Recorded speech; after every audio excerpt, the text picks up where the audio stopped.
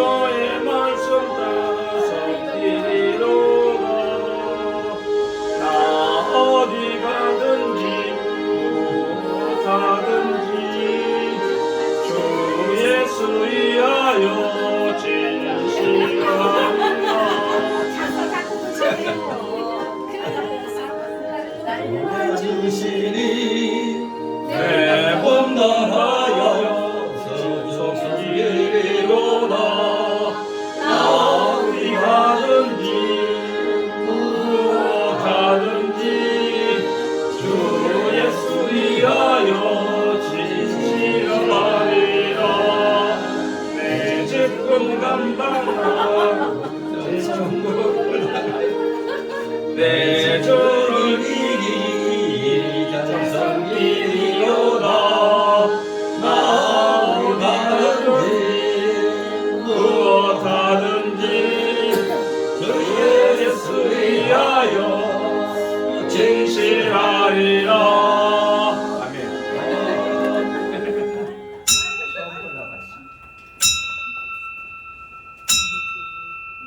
다같이 묵상 기도 드리심으로 주일 오예배 하나님께 드립니다. 다같이 묵도 드립니다.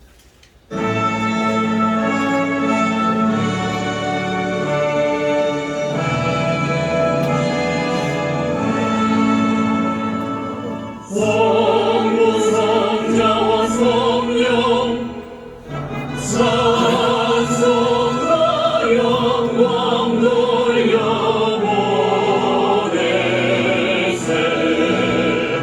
내 저러지는까지 오 영원 무릎 꿇어 성삼위의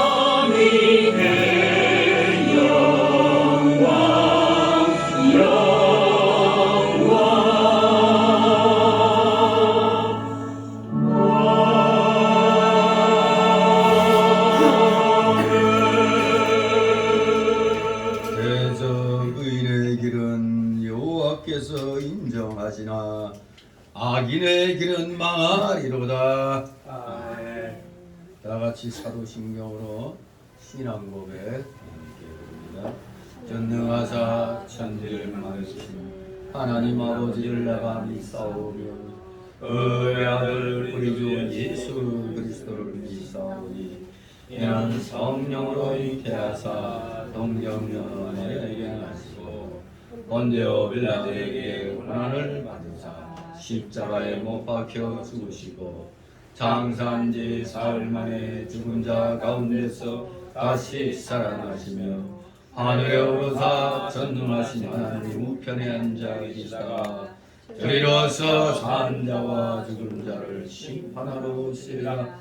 성령을 믿사오며 거룩한 공예와 성도가 서로 교도하는 것과 죄를 사하여 주시는 것과 몸이 다시 사는 것과 영원히 사는 것을 믿사옵나이다. 아멘. 다같이 찬송가 215장 부르신 후 이 시간을 위해 최홍식 권사님 기도 인도하십니다. 215장.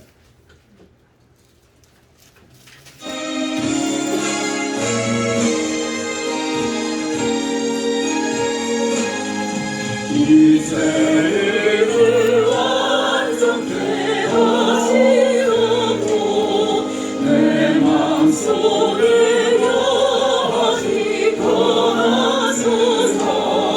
죄 가운데 빠졌던 엉망함을 빈눈보다 더리게 하옵소서.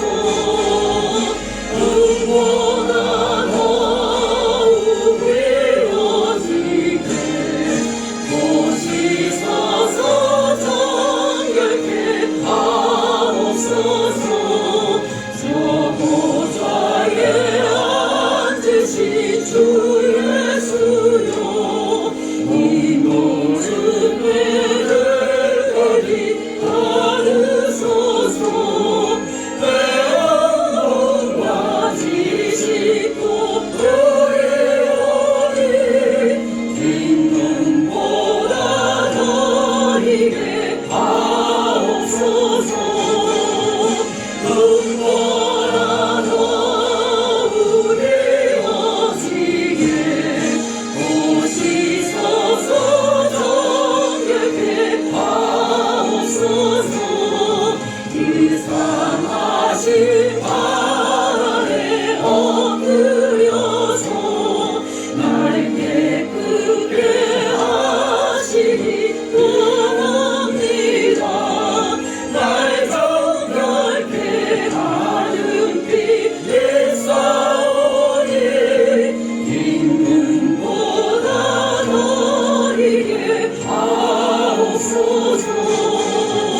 눈보다 더욱 이어지게 보시소서.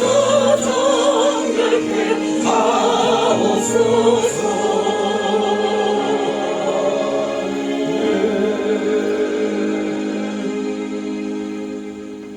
기도.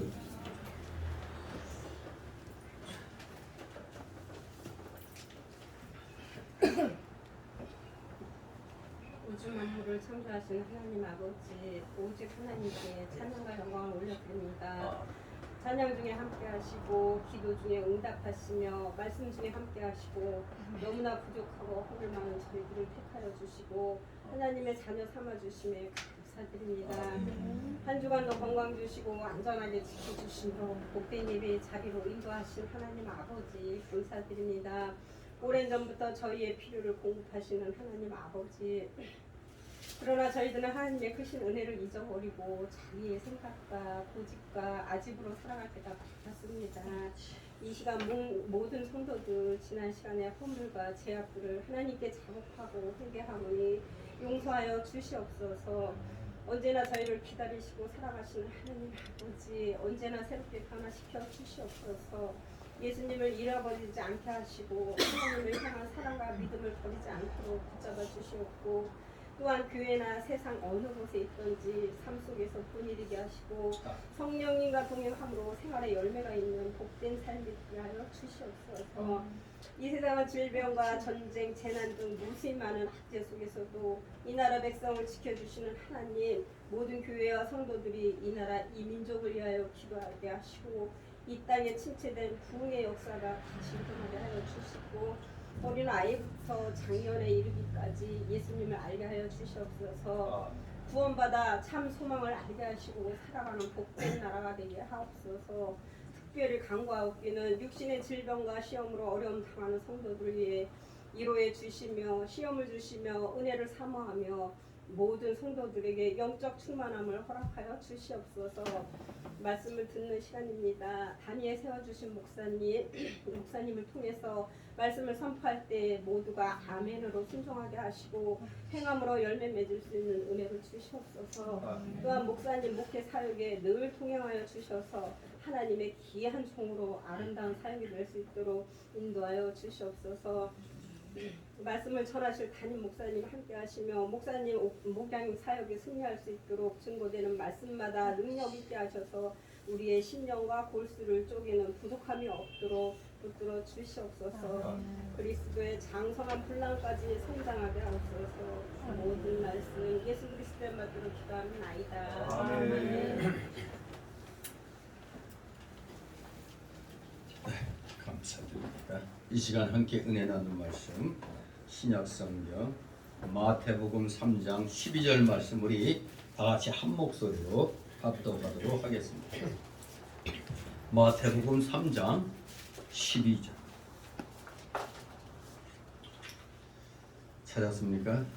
마태복음 3장 12절 한 목소리로 읽습니다.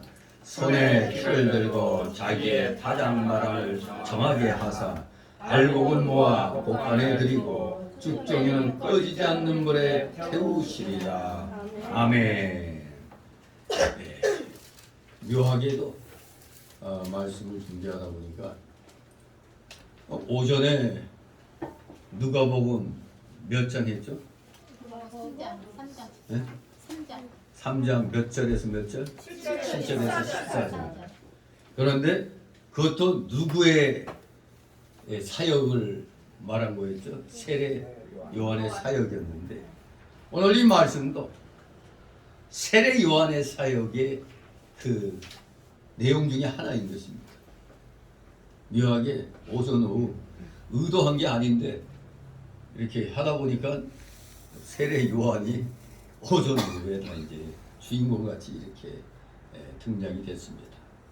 아무튼 세례 요한은 예수님의 앞길을 예비하는 구약 시대의 마지막 선지자였습니다. 어떻게든 예수님이 사역을 하시는데 일종의 정리 작업을 하는 그런 역할을 하는 겁니다. 오늘 여기 세례 요한이 제시한 예수님 상은 11절에 보면은 그 내용이 그는 성령과 불러 너에게 세례를 주신다고 그랬어요. 여기서는 구원자로서 묘사가 되죠.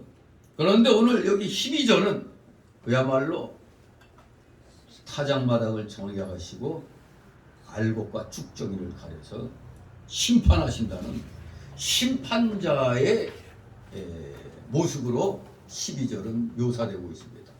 즉 구원자와 심판자로서 묘사를 하고 있습니다. 전혀 상반되고 있는 이 두 속성, 구원자, 심판자.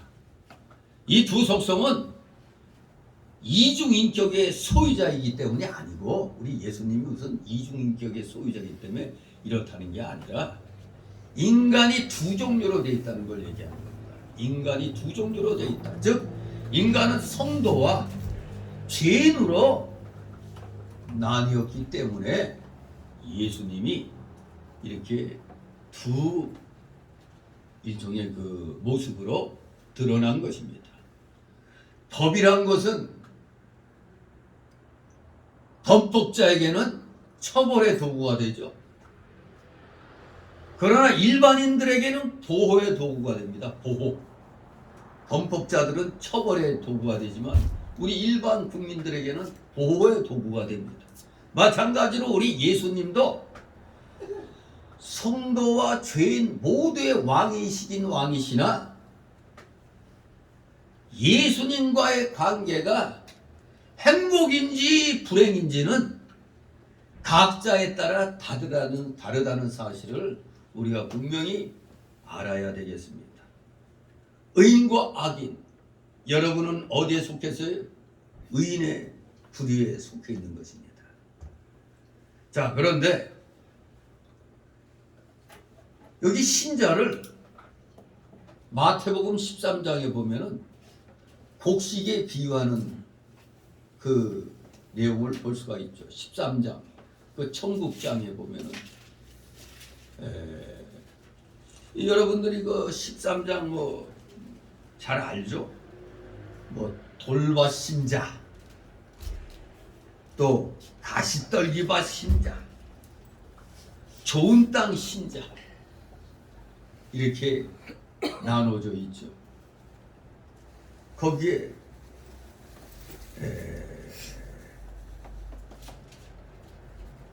이 씨가 땅에 떨어질 때 길가밭 신자 같은 경우는 그냥 새들이 와서 먹어버렸어요. 그런데 또 돌밭 신자는 흙이 깊지 아니하기 때문에 싹이 나오긴 나오는데 곧 타서 말라버립니다. 뿌리가 없으니까. 돌을 갖다 뚫고 뿌리를 못 내리니까. 또 씨가 가시떨기에 떨어졌더니 가시가 자라서 기운을 막아버렸어요. 제대로 맺지 못했죠. 그런데 좋은 땅에 떨어진 씨는 100배, 60배, 30배의 결실을 맺는다고 그랬습니다. 씨. 바로 우리 신자. 우리 신자가 먹을 만한 곡식이 되느냐, 먹지 못할 그런 것이 되느냐, 이걸 생각할 때 뭐 기정사실이 먹을 수 있는 곡식이 돼야 되겠죠. 우리들이 우리는 세상에서 소금과 빛이라고 그랬잖아요. 세상을 변화시킬 수 있는 그런 위치에 있는 겁니다. 그리고 우리가 곡식이라고 하면은 세상 사람들을 배불려 먹여주는 역할을 해야 되는 겁니다. 세상 사람들이 살 수 있도록 그 역할을 우리가 해야 되죠.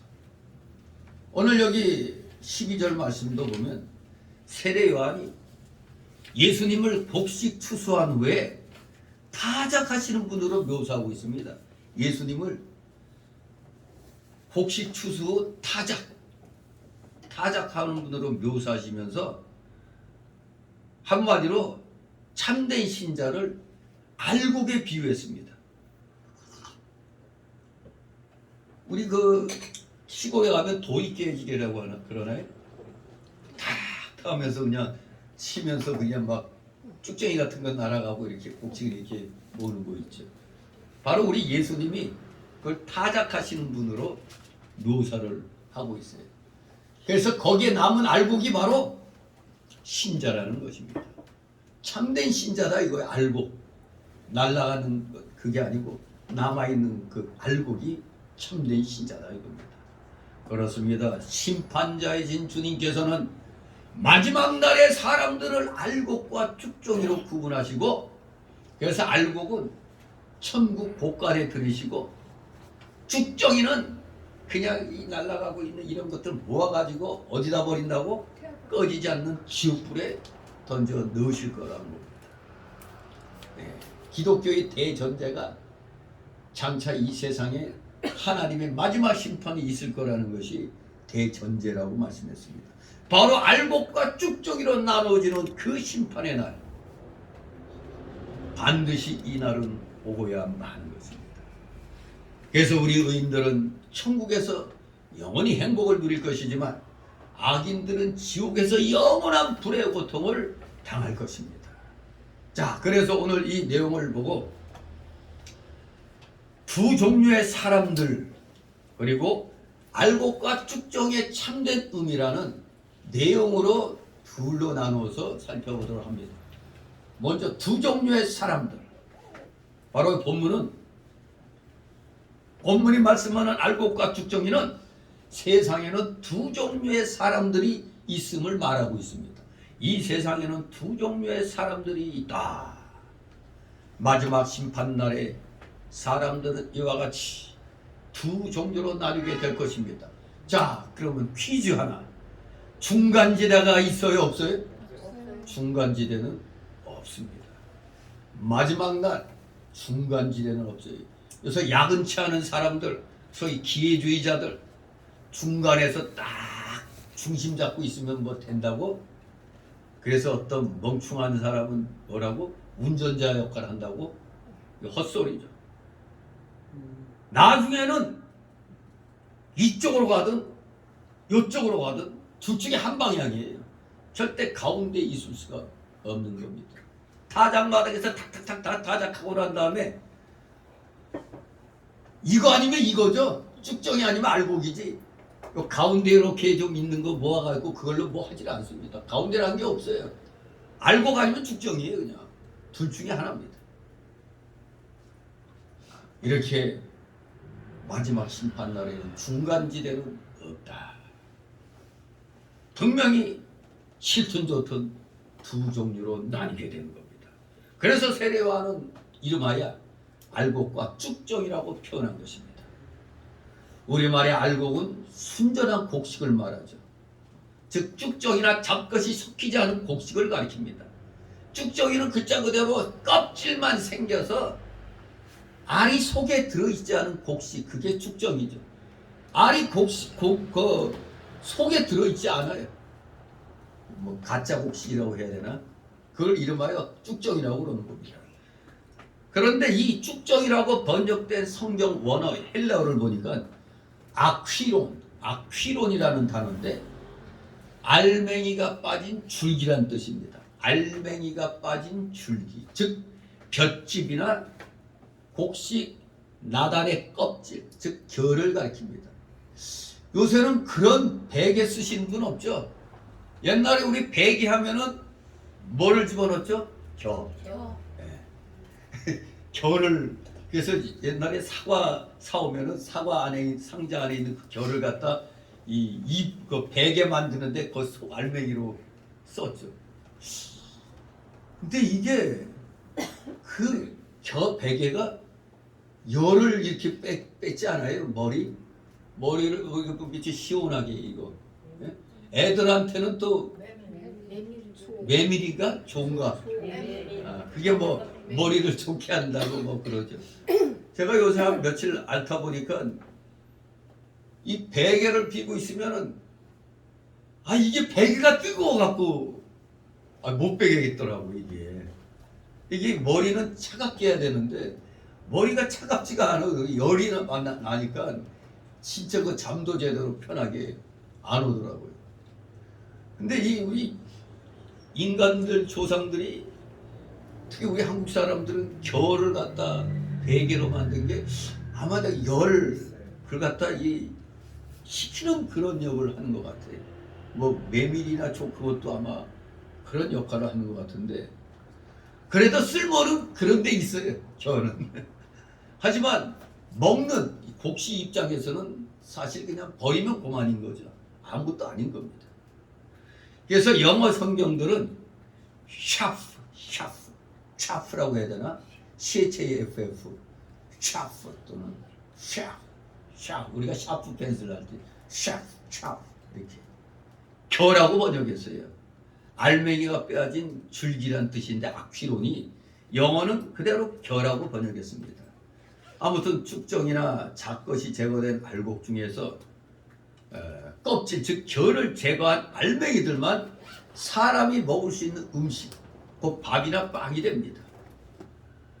본래 알맹이가 들지 않은 그 쭉정이나 알맹이가 빠진 줄기인 볏짚이나 나달들의 껍질인 겨들은 음식을 위해서는 다 쓸모없는 것들입니다.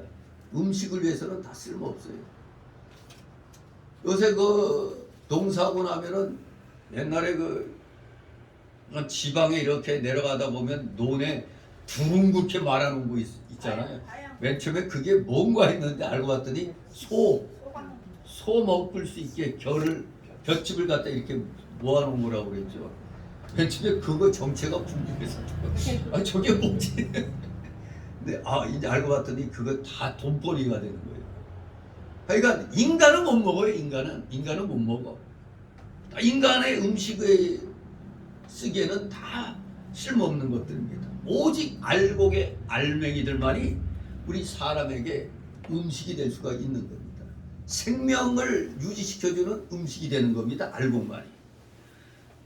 자, 이렇게 세례요한은 사람을 알곡과 축종이로 분류했습니다. 물론 성경에는 이와 비슷하게 두 종류의 사람들을 묘사하는 다른 비유들도 있습니다. 바로 초두에 읽은 말씀드린 13장에 곡식과 가라지 비유가 있죠. 곡식과 가라지. 알곡과 축정이 비유가 마태 13장에서는 마치 곡식과 가라지 비유가 있습니다. 곡식과 가라지. 학자들은 가라지라는 원어를 보면은 지자니온이라는 단어인데 독보리. 농사 지어본 분들이나 알 것 같은데 독보리. 이 가라지는 독보리를 가리키는 것이라고 얘기해요. 독보리. 독보리는 키나 모양 등 그 외모는 곡식과 비슷하게 생겼어요. 곡식과 비슷하게 생겼어요. 그러나 음식을 위해서는 전혀 쓸모가 없고 오히려 열매에 독이 있기 때문에 해로운 것입니다. 주님께서 친히 심으신 곡식은 먹을 음식이 되지만 마귀가 심은 이 가라지는 쓸모없는 것, 오히려 해로운 것이 됩니다. 비슷하긴 비슷해도 질이 다른 겁니다. 이게 비슷하긴 비슷해도 질이 달라요. 마치 우리 신학적으로 우리 보수 개혁주의가 정통주의라고 그러면은 저 통합 측의 저 깔바르트주의가 정통은 정통인데 저건 질이 다른 네오 오토독시라고 해요. 질이 다른 새로운 것. 네오가 뉴래 영어로 말하면 신정통주의.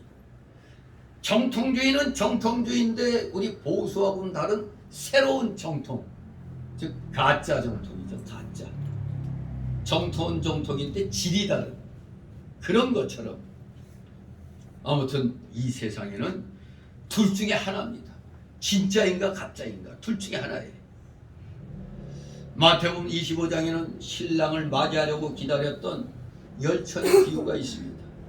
그 중에 슬기로운 5처녀는 등과 기름을 준비했지만 미련한 5처녀는 등만 가졌고 기름이 없었다고 했습니다. 이것은 교인들 중에는 그저 외적인 신앙 고백만 하는 자들과 내면적 은혜, 즉 거듭남, 중생과 거룩하여지는 이 성화가 있는 자들이 있습니다. 그저 외적인 신앙 고백만 하는 자들이 소위 성경에서 나오는 바리새인이나 서기관들 같은 부류가 거기에 해당이 되죠. 그리고 거듭나서 성화 과정을 가는 교인들, 이렇게 교인들 중에 이런 두 종류가 또 있는 겁니다. 또 마태복음 25장에는 유명한 양과 염소 비유가 나오죠.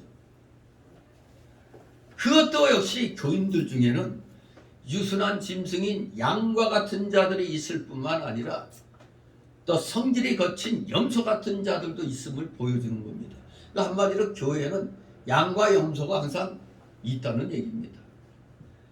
곡식이 있으면 가라지가 있듯이 알곡 신자가 있으면 축정이 신자가 있다는, 이거는 뭐 분명한 사실인 것입니다. 오늘날 대한민국 교회는 진짜 극명하게 이렇게 구성되어 있잖아요. 축정이 신자, 바로 종북 주사파 주장하는 자들을 지지하는 자들, 그런 자들이 바로 이 축정이 신자입니다. 가짜 신자죠. 가짜 신자. 진짜 신자는 하나님 말씀이 두려운데 어떻게 마귀 편을 쓸 수가 있어요? 절대 불가한 일이죠. 이렇게 세상이나 교회 안에는 항상 두 부류의 인간 종류가 있다는 것. 알곡 아니면 축정이야. 또 슬기로운 5처녀 아니면 미련한 5처녀. 아니면 양이나 염소 같은 두 종류의 사람들이 이 세상과 교회 안에는 분명히 있다는 것을 우리가 인식해야 됩니다. 그러면 왜 세례요한이 여기서 특히 알곡과 죽정이라는 비유를 했을까? 이 참된 의미를 우리가 알아야 되겠습니다. 즉 쉽게 말하면 알곡과 죽정이는 의인과 악인을 가리킨다는 겁니다. 쉽게 말하면 되는데 이렇게 다 틀어서 비유로 말하니까 조금씩 그냥 얘까지 헷갈리죠. 간단하게 의인과 악인을 말하는 겁니다. 구원받은 자냐 구원받지 않은 자냐, 하나님의 자녀냐 마귀의 자녀냐, 이걸 얘기하는 겁니다. 바로 세례 요한이 언급한 알곡과 죽정이 결국에는 의인과 악인을 가리킨다는 사실을 알아야 되겠습니다. 그것은 바로 예수 그리스도를 영접한 자는 의인이요 영접하지 않은 자는 악인임을 가리킵니다. 그래서 예수 그리스도를 믿는 자와 믿지 않는 자, 중생한 자와 중생하지 못한 자를 가리키며 구원받은 자와 구원받지 못한 자, 즉 죄사함과 의롭다 하심을 받은 자와 죄사함과 의롭다 하심을 받지 못한 자를 가리키는 말입니다. 더 쉽게 말하면 하나님의 자녀의 특권을 얻은 자냐, 하나님 자녀의 특권을 얻지 못한 자냐, 바로 그것을 말하는 겁니다. 분명히 하나님의 자녀의 특권을 얻은 자는 하나님의 형상을 본받은 인간다운 인간이죠. 인간다운 인간. 하나님의 형상에는 본질적인 형상이 있고 도덕적 형상이 있어요. 이 신학적으로 저도 시간에 다 배웠을 것인데 시간이 흐르니 많이 잊어버렸겠죠. 하나님의 형상에는 본질적 형상이 있어요. 도덕적 형상도 있어요. 이 도덕적 형상은 우리 인간이 같이 공유하는 겁니다. 의, 거룩, 진실. 이게 이 구원받은 자의 그 도덕적 형상이죠. 인간도 이 도덕적 형상을 갖게 되는데 본질적인 형상은 하나님만이 갖고 있는 겁니다. 하나님의 그 영성과 그 불멸성. 이건 하나님만이 갖고 있는 거죠. 편재성, 완전성. 이것은 하나님에게만 속한 본질적인 형상인 것입니다. 아무튼 하나님의 형상을 본받았다는 것은 바로 하나님의 그 한 형상인 도덕적 형상을 본받은 인간다운 인간을 말하는 겁니다. 다른 하나는 범죄함으로 하나님 형상의 그 도덕적 형상을 잃어버리고 다른 부분들이 크게 손상된 자들입니다. 하나는 인간에 보내주신 예수 그리스도를 본받는 자예요. 다른 하나는 예수 그리스도를 본받지 않은 자를 말합니다. 어차피 이 세상에는 이런 두 종류의 사람들이 있는 겁니다.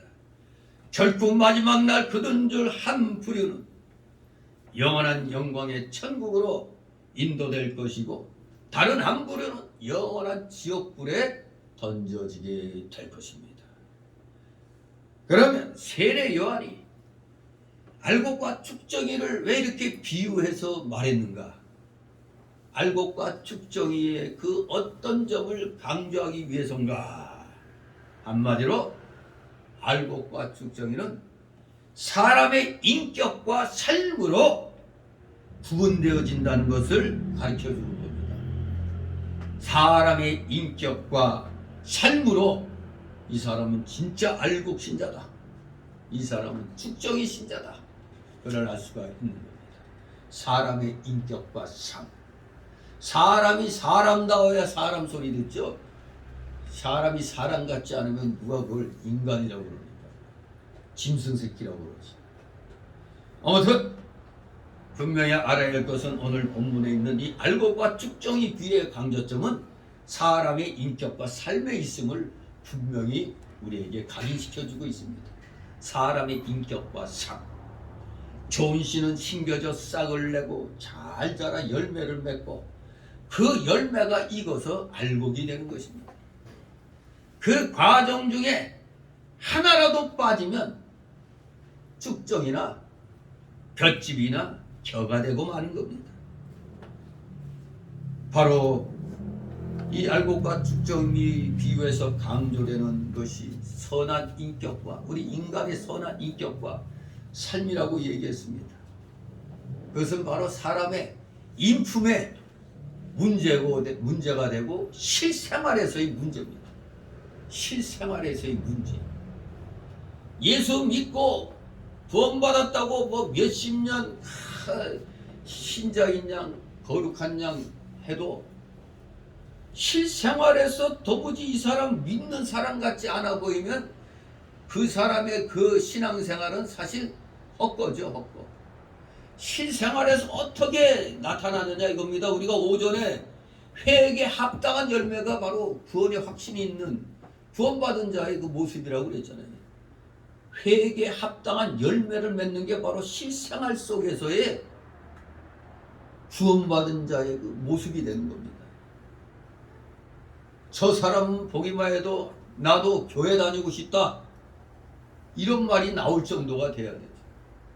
저 인간 보니까 교회 나가봐야 사기꾼밖에 더 되겠나 이렇게 되면은 안 되잖아. 선한 인품은 바로 하나님의 형상대로 즉 도덕적 형상을 받은 대로 지음받은 인간의 인간다움입니다. 선한 인품. 타락하기 전엔 선한 인품 아닙니까? 마귀 유혹에 넘어가기까지는 선한 인품이었습니다. 도덕적 형상. 이 도덕적 형상도 타락하는 순간 거의 사라져버렸어요. 구루토기로만 존재했었어요. 구루토기로.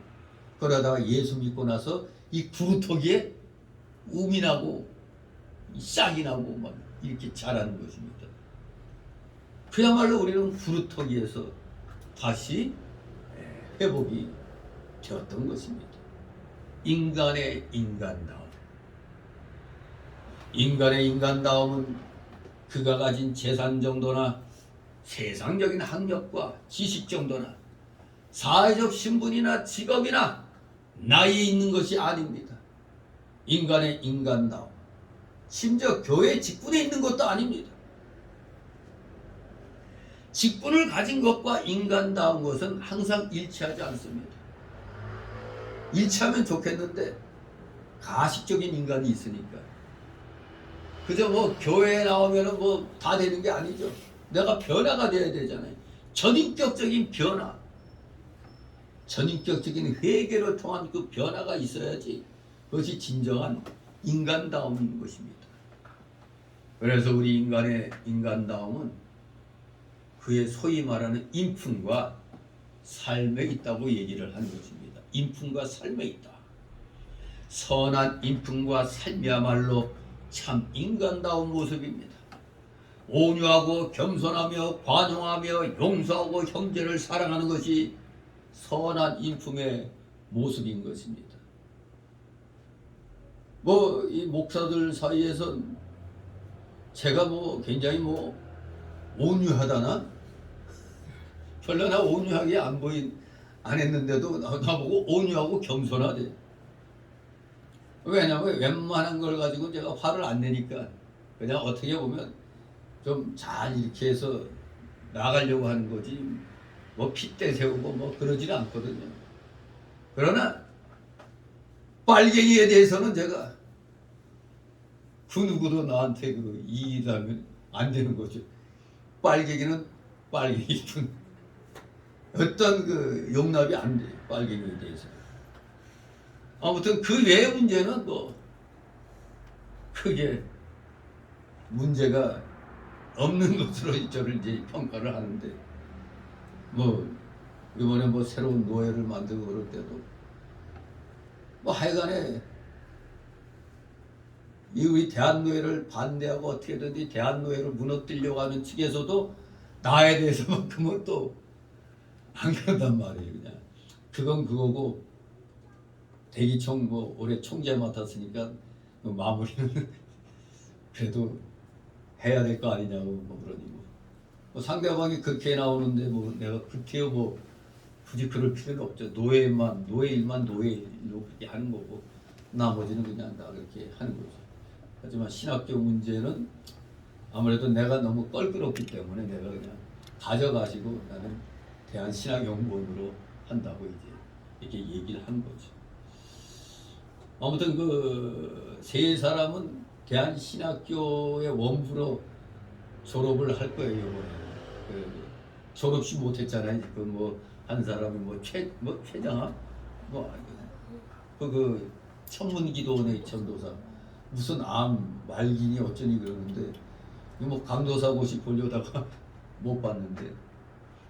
네, 아무튼 뭐 그래도 그 마무리는 지어줘야 되는데 본인들이 날짜를 정해서 졸업식을 해달라고 해야 뭐 해주지. 우리 김대우 신학생은 그 이제 강도사 됐으니까 그 강도사는 이 가족들하고 의논해가지고 했다는데 아니 그 여주 전도사들하고 같이 하겠다고 그러는데 저쪽은 아직 강간무소식이야. 건강 상태가 안 좋아서 그런지 뭐 그러다 보니 이거 언제 졸업식을 해야 되는지 이게 참 그래요. 해주긴 원하면 해줘야지 뭐 졸업장에 그냥 올해 그 날짜로 그 새겨가지고 주면 되는 거지만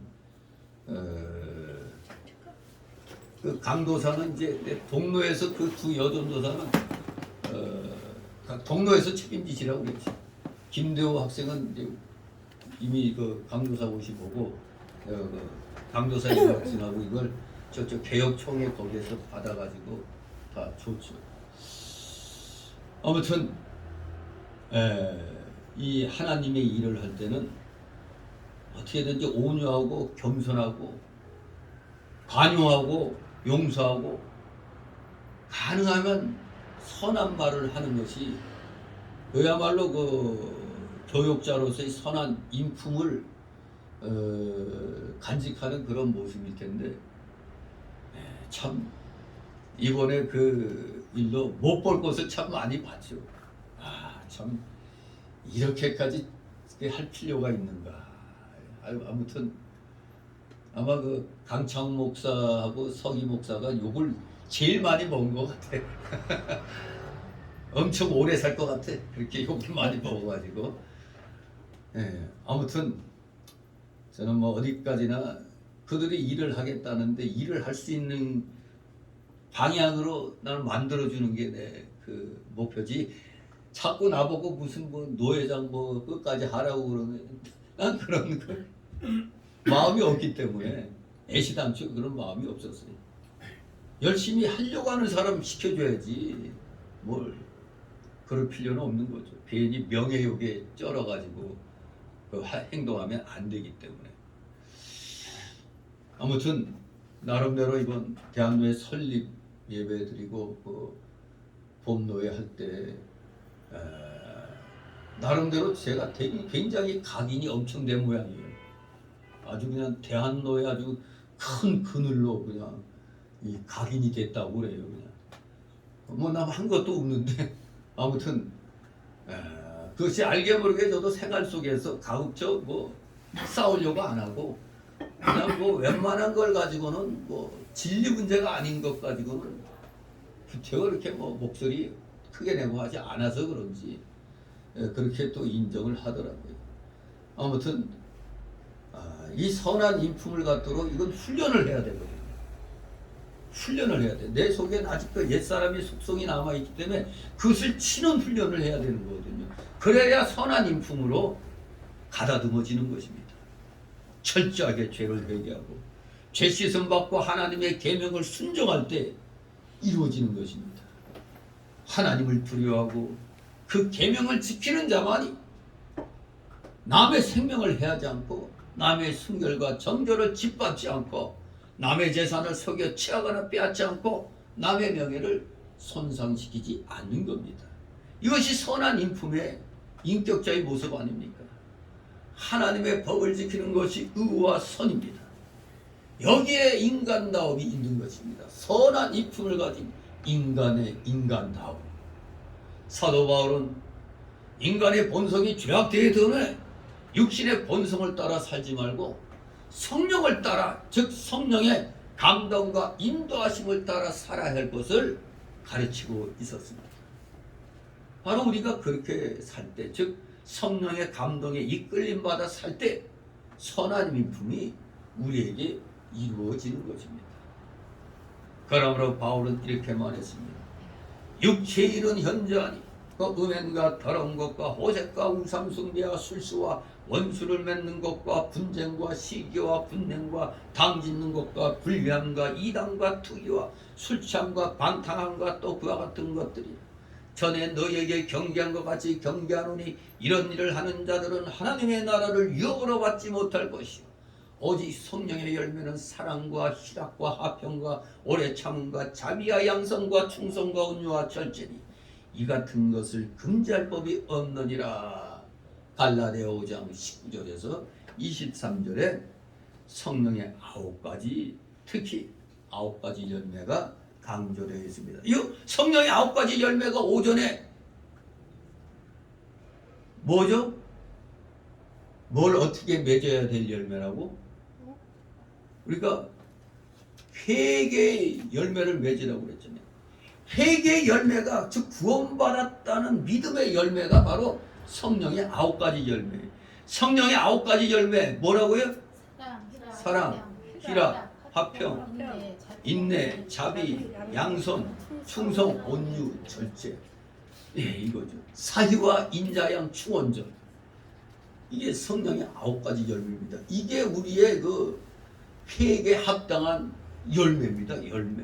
즉 구원의 확신의 열매가 되는 겁니다. 이것이 맺어지도록 우리는 힘을 써야 됩니다. 말로만 온유하고 말로만 겸손하면 안 되는 겁니다. 행동으로 나가야 돼요. 행동. 육체의 일들이 바로 오늘 본문에 언급된 쭉정이의 모습입니다. 그런 것을 행하는 쭉정이들은 결코 천국에 들어갈 수가 없습니다. 그러니까 믿는 척하고 믿음이 없어도 있는 척, 구원받지도 못했는데도 구원받은 척, 한마디로 척척생활, 무슨 척 하는 생활, 이것이 쭉정의 생활인 것입니다. 즉 가식적인 삶인 것이죠.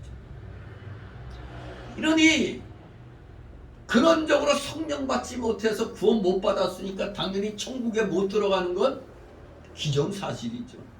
그저 교회만 딸랑딸랑 뭐 다닌다고 해서 천국 갈 것 같으면 뭐 아무나 다 왔다 갔다 하게.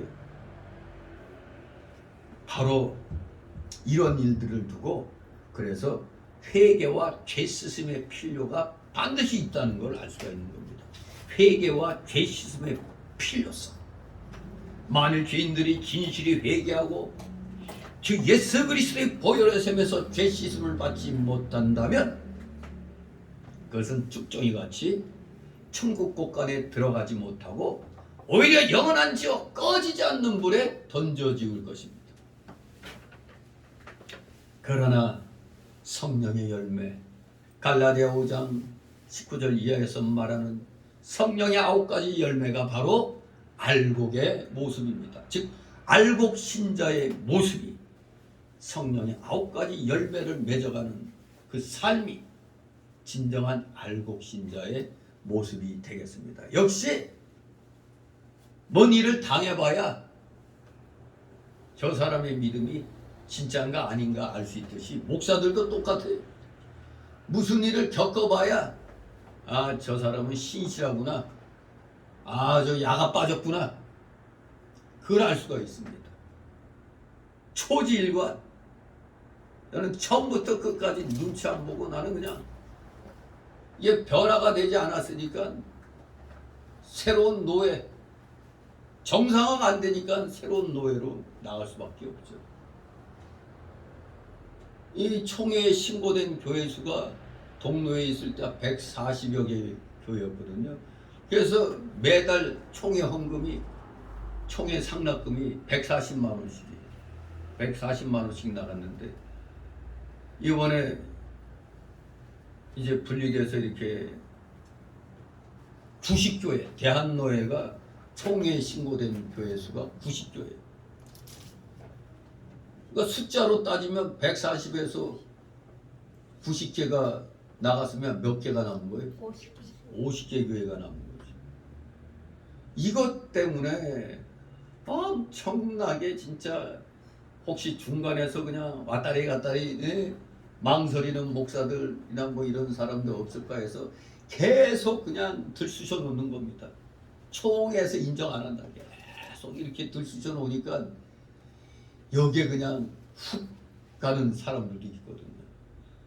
근데 대한노예로 이제 마음을 붙인 사람들은 이제 총회에서도 확인해야 되니까 직접 자필로 쓰고 사인하고 도장 찍고 그걸 갖다 또 문자로 사진 찍어 보내라고. 그래서 딱 찍어서 보내면은 총회에서 확인됐습니다. 이게 와야 이제 그게 되는 거예요. 하여간에 몇 번의 그런 과정을 거쳐서 이제 총회에서 정식으로 이제 대한노예를 허락을 이제 한 것이죠. 그러니 남은 쪽에서는 열이 받을까요, 안 받을까요? 아니 이 거꾸로 돼버렸잖아. 도리어 일부가 나가서 이렇게 하는 걸로 돼야 자연스러운 건데 엉뚱하게 아니 근데 거의 3분의 1은 그냥 이렇게 나가버린 거란 말이야. 그러니 열이 받을만 하죠. 저쪽에 남은 쪽은 딱 이렇게 노예한테 사진을 보니까 이때까지 회비도 안 내고 잘 나오지도 않은 사람들을 다 끌어모아는 거야. 심지어 또 다른 노예에 있는 사람까지도 끌어다가 이 사진 머리수를 채워놨더라고. 참 그런 데다가 우리 이제 사진 이제 올린 거 보고 또 이거 뭐 행보로 가는 교인들이 있고 또 총회 임원들 빼고 하면 몇 명 안 된다고 또 그냥 또 그렇게 설레발을 또 쳐놓더라고요. 정말 참 역시 일을 딱 해보니 끝까지 변치 않고 흔들리지 않고 나가는 사람들은 의외로 새로운 노예 쪽으로 그대로 마음을 붙였더라고요. 우리 전에 수도 시찰이었는데 이번에는 중부 시찰로 이제 이름을 바꿨는데 내가 이제 지금 현재 또 하여간 실질적으로 노예장으로 올라가 있으니까 시찰장을 이제 다른 분이 이제 올려놓고 했을 때 그때 그냥 한번 시찰했을 때 목사님들이 나와서 자기들을 버리지 않고 남아주셔서 고맙다고 그러더라고요. 거의 다 보면은 거의 다 나왔어. 남은 사람은 몇 명 안 돼. 그런 상황 속에서 이제 정말 눈치만 보고 요리조리 살피던 목사냐 아니면 주때 있게 그냥 이거 틀렸으니까 바르게 해보겠다고 분명하게 선을 긋고 나왔느냐. 여기에 이제 분명하게 딱 매겨지는 거예요. 사람 머릿수가 딱. 그리고 이 사람은 그렇다. 이게 딱 나오는 거지. 아무튼 이번 일로 저는 주가가 되게 올라간 모양이에요. 내 주식을 팔아야 되겠어. 아무튼 우리 다 성령의 9가지 열매를 이 온유함과 겸손과 관용, 용서함 이런 선한 인품들을 우리가 평상시에 우리가 훈련을 해야만 되는 겁니다. 이거는 노력을 해야 되는 거지 그냥 되는 게 아닙니다. 실질적으로 또 엄청난 손해를 보면서까지 포기할 건 또 포기를 해야 되거든요. 엄청난 손해를 보면서도 했기 때문에 그래서 더 인정을 받는 건지 아무튼 우리는 어떻게든지 어려워도 주님이 지시하신 좁은 길을 가야 됩니다. 좁은 길 가라고 그랬잖아요. 어디에? 마태복음 7장 7, 8절 이하에 좁은 길 가라고 그랬잖아요. 좁은 문으로 들어가라고 그랬어요. 힘들어도 그게 바른 길이라면 가야 되는 겁니다. 그래서 결론적으로 우리는 알곡 신자가 되어야 됩니다. 알곡이 되어야 됩니다. 알곡은 누누이 말씀드렸지만 선한 인격과 삶을 가리키는 겁니다. 선한 인격과 삶. 우리는 이렇게 선한 인격과 삶을 가지도록 힘써야 합니다. 선한 인격은 바로 하나님 형상의 회복을 말합니다. 도덕적인 형상을 회복하는 겁니다. 의선, 진실, 거룩, 진리. 하나님 형상 중에 도덕적 형상의 회복을 말하는 겁니다. 진실로 의와 거룩과 선의 인격의 회복. 바로 그것은 예수 그리스도의 온유와 겸손을 본받는 겁니다. 믿는 자 하나님의 계명에 순종하여 선한 행실을 실천함으로써 선한 인격과 삶을 나타내야 돼요. 역시 실천입니다. 실천을 해야 정말로 선한 인격자가 되는 겁니다. 그래서 알곡은 천국으로 인도될 것이지만 죽정이는 지옥으로 던져지울 것입니다. 여러분은 지금이라도 어느 쪽이라고 말할 수 있습니까? 자신 있게 나는 알곡이요 우리가 외칠 수 있어야 됩니다. 먼저 죄를 철저하게 진실하게 회개하고 예수 그리스도의 피로 죄 씻음 받고 하나님의 계명에 순종함으로 선한 인격의 단련을 받아야 됩니다. 단 이 선한 인격의 단련을 받을 때 내가 손해되는 일이 있어요. 수천만 원의 손해를 볼 수도 있어요. 여러 가지 안 좋은 소문에 시달릴 수도 있는 겁니다. 선한 인격의 훈련을 받을 때 말 못할 그런 어려운 일도 생길 수가 있습니다. 하지만 현재 고난은 장차 받을 영광과 좋게 비교할 수 없다고 했잖아요. 어디까지나 하나님 편에서 하나님의 형상을 회복하는 그 편에 설 때는 어떠한 상황에서도 흔들리면 안 되는 겁니다. 단련 끝에 영광이 오는 겁니다. 남을 존중하고 남을 이해하고 남을 포용하고 용서하고 남의 부족을 권면하고 감싸주는 자들이 돼야 선한 인격자라고 선한 인격의 삶을 산다고 말을 할 수가 있는 것입니다. 그러므로 우리 모두는 인격의 무가치한 요소들을 다 제거해버리고 선함과 의로움과 거룩함으로 충실하게 아리던 알곡 신자들이 되어서 우리 모두 다 천국 복관의 드리움을 받아야 할 것입니다. 지금이라도 하나님이 오라 하면은 이사야 선지자처럼 제가 여기 있나이다 하고 자신 있게 확신 있게 우리는 나가서야 되는 겁니다. 진실로 말뿐이 아닌 실천함으로 우리의 믿음이 살아있는 선한 인격자의 삶을 분명하게 산다는 것을 우리 모두 만천하에 알릴 수 있는 그러한 실질적인 믿음의 삶을 사는 여러분들 되시기를 주님의 이름으로 축원합니다. 기도합니다. 거룩하신 하나님 아버지, 은혜를 감사드립니다.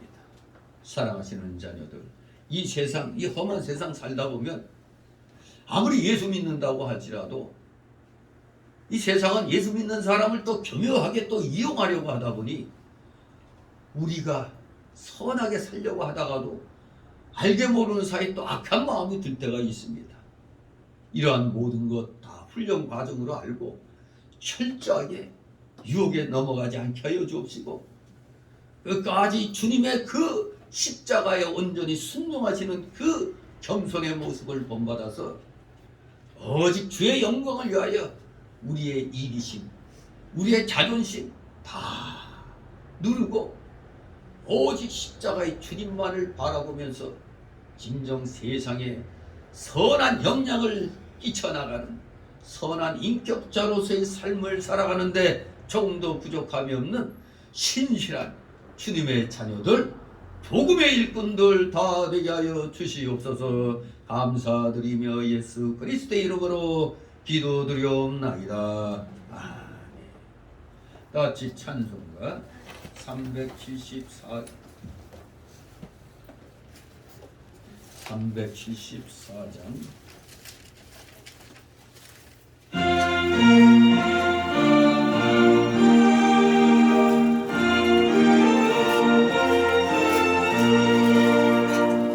나주의 사랑아 앞을 버리고 마음과 뜻과 힘 다해 왕의 왕 섬기라 나주의 사랑아 그날을 기다려 죄악의 밤을 이기고 새 아침 맞으라 나주의 사랑아 교회는 부른다 할례에 많고 마르니 바라보이 하라 나주의 사랑아 충성을 다하여 십자가 높이 최고선 발같이 따르라.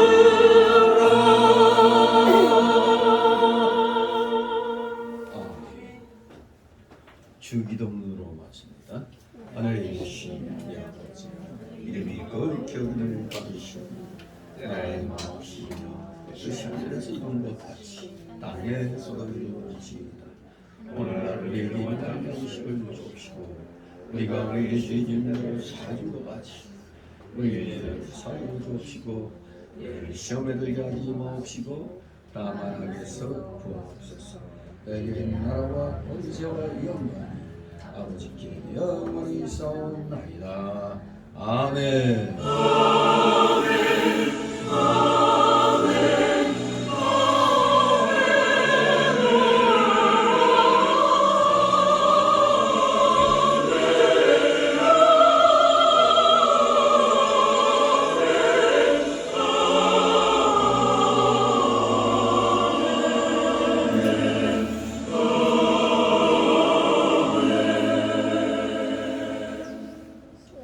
네, 우리 대한노예와 대한신학연구원을